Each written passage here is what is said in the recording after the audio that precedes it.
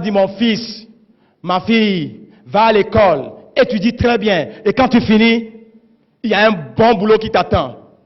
Il suffit d'écrire cette phrase sur un bout de papier, tu vas aller déposer dans les meilleures entreprises, tu vas gagner un bon boulot, tu vas gagner un bon salaire, tu vas te marier, tu vas fabriquer de bons enfants, et tu viendras prendre soin de nous. C'est ce qu'on nous, en tout cas, c'est ce qu'on nous a dit.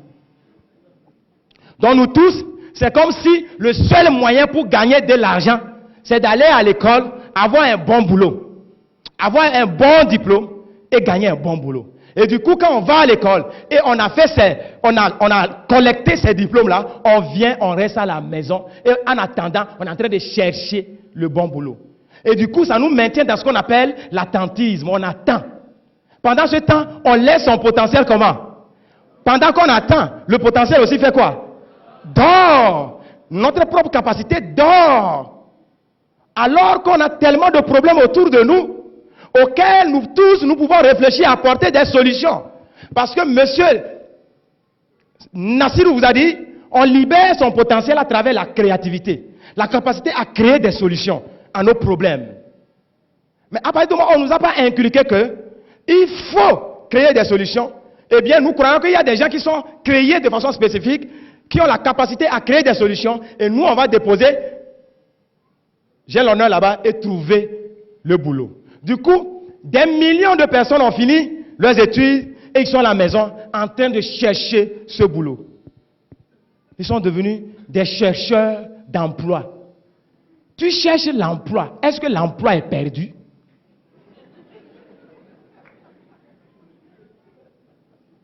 Au lieu qu'on forme, excusez-moi, au lieu qu'on forme des créateurs d'emplois, les créateurs de solutions, les créateurs de travail, on forme des chercheurs d'emplois. Donc du coup, beaucoup d'entre vous, les parents, vous avez dépensé des millions pour l'éducation de vos enfants, ils ont fini, ils sont revenus à la maison, ils deviennent encore une charge à la maison. Puisqu'on lui a dit, il faut trouver un bon boulot. Au lieu qu'on lui inculque qu'il a toutes les capacités, quand il finit l'école, s'il n'a pas trouvé le boulot, il n'a qu'à créer lui-même son propre boulot. Et on attend. Oh, mesdames et messieurs, quand tu attends, tes problèmes aussi t'attendent. On va dire ça ensemble. Si tu attends, ça t'attend. Notez ça. On va répéter. Si tu attends, ça t'attend. C'est-à-dire, si tu attends, ça t'attend, ça veut dire, si tu attends, tes problèmes aussi t'attendent. C'est-à-dire, si tu ne fais rien, tu vas avoir beaucoup de problèmes, tu vas avoir envie de satisfaire à tes besoins, mais tu ne peux pas, tu vas souffrir. Donc, tes problèmes aussi attendent. J'étais en Côte d'Ivoire, quand j'ai dit, si tu attends, ça t'attend, il y a un monsieur qui a dit, non, si tu attends, Satan t'attend. Satan représente quoi? La souffrance. Si tu attends, Satan t'attend au carrefour. Les problèmes t'attendent. À 30 ans, tu vas avoir le stress et tu vas mourir de diabète, de tension.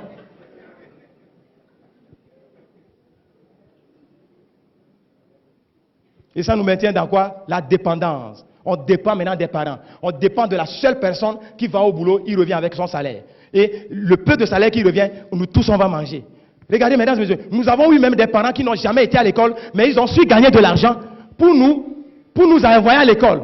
La plus forte raison, vous et moi qui avions été à l'école, qui connaissent maintenant comment s'exprimer en français, on doit gagner l'argent. Gagner de l'argent ne doit pas être conditionné par les diplômes.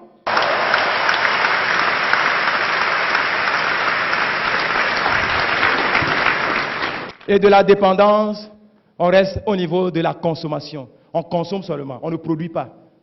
Et quand on ne produit pas, on ne crée pas des solutions, on se maintient dans la pauvreté, mesdames et messieurs. Et puisque il y a deux C dans la vie, il y a les créateurs et puis il y a les consommateurs. Les créateurs, les Chinois, ils créent des solutions et ils nous envoient les solutions. Les consommateurs achètent quoi? Les solutions. Les consommateurs ne font que sortir leur argent. Leur argent, et les plus riches, c'est ceux qui vendent leurs solutions, c'est-à-dire qui font preuve de créativité, qui sont en train de libérer leur potentiel. Libère ton potentiel. Dis à ton frère, libère ton potentiel. Libère ton potentiel. Sois créative. Sois créatif. Sois une solution pour les autres. Alors, vous allez dire vous-même, je libère le plein de mon potentiel. Alors quand je vais dire top potentiel, c'est ça le nom de l'entreprise. C'est-à-dire il faut être au top de tes capacités. Top, quand je vais dire top potentiel, tu dis je libère le plein de mon potentiel. Top potentiel. Je libère le plein de mon potentiel. Oh non, ce n'est pas chaud, ce n'est pas chaud. C'est comme si vous aviez peur de libérer toutes vos capacités. Top potentiel. Je libère le plein de mon potentiel. Top potentiel. Je libère le plein de mon potentiel. Top potentiel. Je libère le plein de mon potentiel. Top potentiel. Je libère le plein de mon potentiel. Mais vous savez, cette mentalité est propre à l'Afrique francophone. C'est vrai, nous disons depuis là que l'Afrique est en retard, mais je vous dis, au moins l'Afrique anglophone est en avance sur nous. Qui est d'accord? Au moins. Quand vous prenez Afrique du Sud, quand vous prenez Kenya, quand vous prenez Ghana, quand vous prenez Nigeria, c'est vrai, on est tous en Afrique, mais au moins, pour eux, est mieux. Tout simplement parce qu'ils font preuve de créativité. Ils sont plus entreprenants. On ne les maintient pas dans la mentalité de bureaucratie. Entre-temps, je suis allé au Nigeria pour voir un peu comment la mentalité se passe là-bas. Parce que moi aussi, je suis africain francophone, 100%. Mais ma mentalité a changé très tôt. C'est ça qui a fait la différence. Alors quand je suis allé au Nigeria surtout, mesdames, j'étais choqué. J'étais même aigri au début. Je vois l'étudiant, suivez attentivement, l'étudiant nigérian vient en classe en voiture 4x4 new, pas acheté au port. Hey, le premier jour quand j'ai vu, il dit, hey, parfois moi je pose la question, are you a student? Il dit, ah, pourquoi tu poses cette question? What is your secret? Quand tu lui poses la question, quel est ton secret? Il va te dire, hey, one leg in school, another leg in business. Notre mentalité ici, notre culture ici, notre philosophie, l'éducation qu'on nous a donnée très tôt, c'est qu'un pied à l'école, l'autre pied se trouve où? Dans les affaires. Et c'est ce qui me permet, moi étudiant, ce n'est pas papa qui m'a acheté la voiture, moi étudiant, je peux m'acheter ma propre voiture, neuve. Mais chez nous ici, quelle est la mentalité? Two legs in school, bien collés, c'est-à-dire 2 pieds à l'école, bien collés. À la fin des études, les two legs reviennent aussi à la maison, bien collés à la maison. On regarde la télévision, on mange, on insulte les parents, on insulte les présidents. On croit que c'est eux qui ont fait quelque chose. Maintenant, l'anglophone, quand il a fini ses études, étant donné que l'habitude est une seconde nature, s'il cherche l'emploi et il trouve cet emploi, il le fait très bien. Parce qu'il se dit, ça c'est ma contribution en tant que fonctionnaire pour le développement de ma nation. Il le fait très bien. S'il est ingénieur en informatique, ingénieur en... il le fait très bien, mais il fait toujours one leg in office, another leg in business. C'est ce qui lui permet de ne pas faire trop de prêts et construire sa maison, acheter sa voiture, s'occuper de ses enfants sans avoir les soucis financiers. Mais revenons chez nous, en Afrique francophone. Quand on a écrit j'ai l'honneur plus de 1000 fois, personne n'a répondu. Le jour où on gagne ce boulot, praise the Lord. Alléluia. Two legs in office, bien collés in office. Quand on finit, les two legs reviennent à la maison, bien collés. On regarde la télévision, on mange un peu. Vous savez, là où nous on est puissant en termes de libération de notre potentiel, c'est notre potentiel sexuel. Quand on finit de manger, on regarde les journaux. Tout ce qu'on dit dans les journaux, c'est la négativité. On est énervé encore.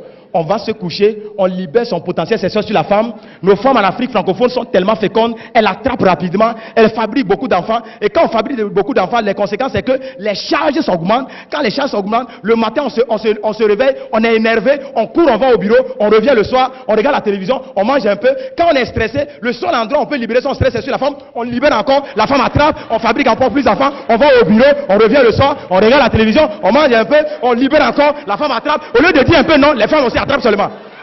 Et on a fabriqué tellement d'enfants, les charges ont augmenté, papa est stressé, actuellement il a 30 ans, mais il a tension, il a diabète, lui seul. C'est ça l'Afrique francophone, mesdames et messieurs.